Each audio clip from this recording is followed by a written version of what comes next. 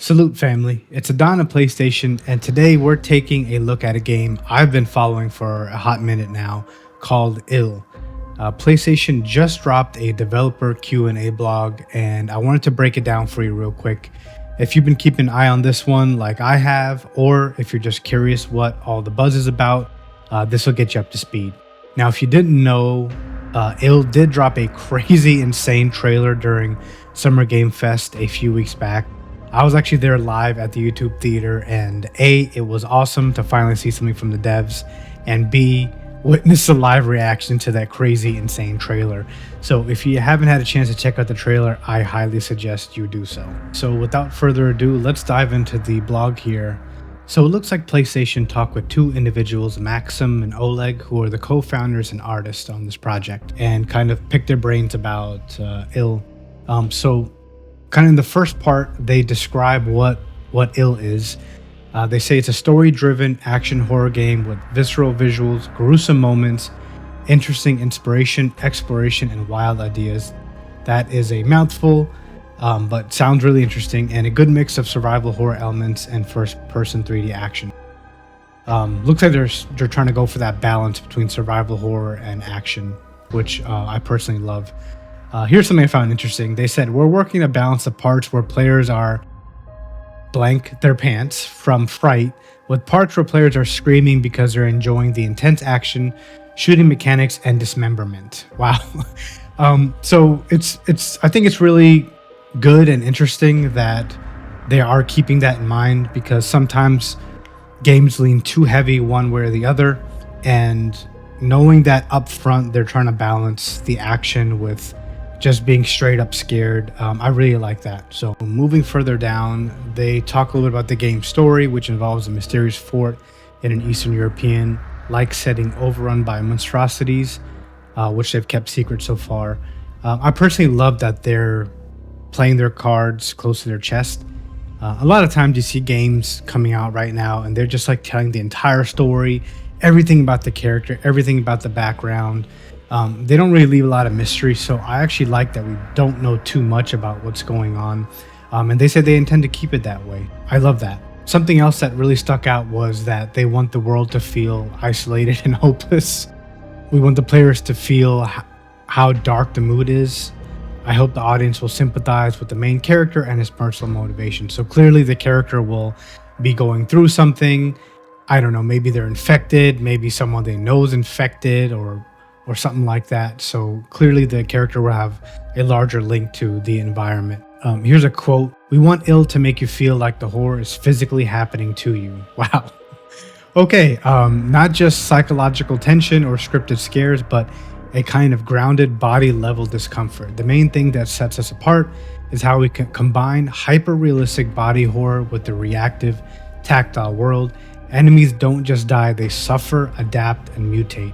Your actions leave a mark and the world responds. So a couple of interesting things here. They clearly want us to be straight shook when we play this game. Number one, they said that enemies don't just die, they suffer. So my guess is, I don't know, people will be saying stuff while you're shooting them or dismembering them, or maybe when you kill them, they mutate and you'll be hearing stuff like we heard maybe in like Dead Space, stuff like that. So it sounds pretty crazy how they're pulling it all together. So moving along further down, you see like the trailer.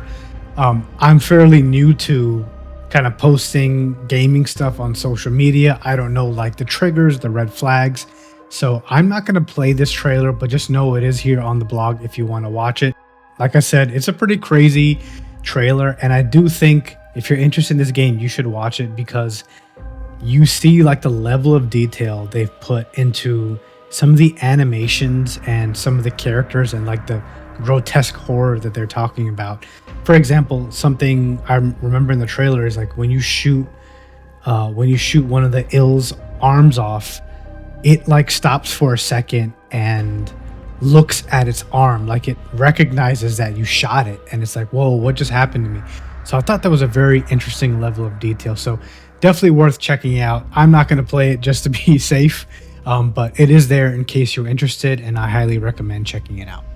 Further down, they talk a little bit about why they chose the name Ill.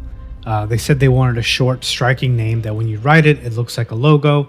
The word represents something horrible, something sick, something cursed. It also reflects the monsters. They're not going to spoil their monsters' origins, but there's going to be an interconnection between the name and the story of the game. So I think they did a great job there. Clearly, there's something larger going on. Is it maybe a parasite? Is it a sickness? I don't know. Is it something else? But they're keeping their cards close to the chest, which again, I personally like. They're keeping a lot of mystery around what's going on. So here's a picture of one of the lovely ill creatures or whatever, one of the monsters, one of the ill monsters. The next part, they talk a little bit about designing the monsters. Let's see what they put here. They said mostly old horror films from the 1970s to 1990s. Everything was done with practical effects and quality animatronics. The imperfections were hidden with smart lighting, strong direction. So again, it just goes to show you, and this beautiful picture goes to show you the level of detail they're putting into the characters and monstrosities. They said everything was done with practical effects and animatronics, which is pretty crazy. So everything is based off of something they were, I guess, either able to mocap or something they were able to live capture, which is cool. I think it actually makes it more creepy because you won't be seeing anything like that you wouldn't be able to see like a thing or a person do, if that makes any sense. Like it's all based off real movement and stuff that a practical whatever animatronic can do. So I thought that was pretty interesting. And here you see one of them. One thing I wanted to call out actually is towards the end of that trailer, they actually show this ill thing or whatever you want to call it running towards a character. And I remember at the YouTube theater, at the end of that trailer, while it's running towards a character, the character kicks it and everyone kind of burst out laughing. So again, another reason for you to check out the trailer, as that was pretty funny. Moving down, they actually talk about other inspirations they've had, and they name Half-Life 2, Silent Hill, and Resident Evil. I can't think of a better combination of games to be inspired by, but if that's true and that's kind of what they're basing things off of, I think that's absolutely awesome. Those are great inspirations to have. They talk a little bit about kind of reacting moment to moment with limited resources, and those of us who played the Silent Hill and Resident Evils know exactly what that's about. Another thing I wanted to call out here is towards the end, they talk about you also have to consider the monsters from a gameplay standpoint. They have to be fun to fight. There's a trial and error process. Some designs were rejected because they didn't work in the game. So honestly, just another great level of detail here. So they're thinking about the player, what will experience. Just because something's scary on paper or how it shows up doesn't mean that we'll necessarily enjoy playing against it or that it'll make sense to fight against. So I love that they're thinking about that aspect, both from, making sure we're, really scared, but also that we'll have fun fighting it, dismembering it or whatever. Just playing against these certain enemies, that we enjoy that. So I really love that they're paying attention to that. Moving further down, one thing I want to call out here is this thing from the trailer, this animation. I thought it was really interesting that apparently their art director, Alexei, bent over like this for fun at one of the mock-up sessions. I guess they were planning how to make animations and stuff, and their team found it really creepy and decided to include it in the game. So this is actually based off of what one of their art directors did in one of their team meetings. So again, just goes to show you the level of detail that they're providing to this game in the animations, and quite honestly, it shows. So jumping into kind of the final section of this blog, they talk a little bit about gameplay.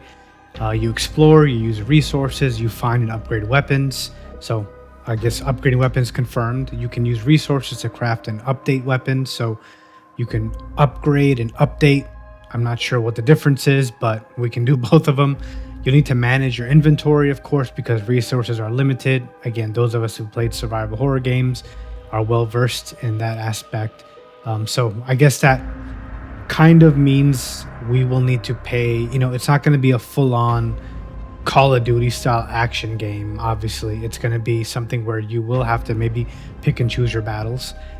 They say there'll be intense encounters, maybe with single enemies, a small group, and then cool moments where you fight off waves of enemies. So it is going to be crazy. They say that there'll be puzzles and interaction. So, for example, if you turn on lights somewhere, it may go dark elsewhere. So that's something we'll have to kind of watch out for as we're fighting off the ill. And in the last part, they talk about what weapons we'll be using.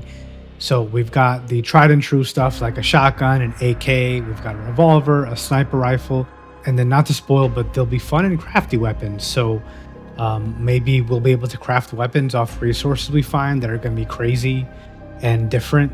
Baseball bat with nails or something like we've seen in like the Dead Island games. A lot of melee weapons as well, which is going to be awesome because this game deserves melee. Judging by like the animations and how realistic they're making everything, I think melee is going to be absolutely crazy, and I would love to see how something like a melee swing interacts with some of the ill and their animations and stuff. So yeah, that's kind of the blog here. Those are kind of my thoughts and my initial reactions, family. What are yours? Drop them in the comments, and until the next one, salute.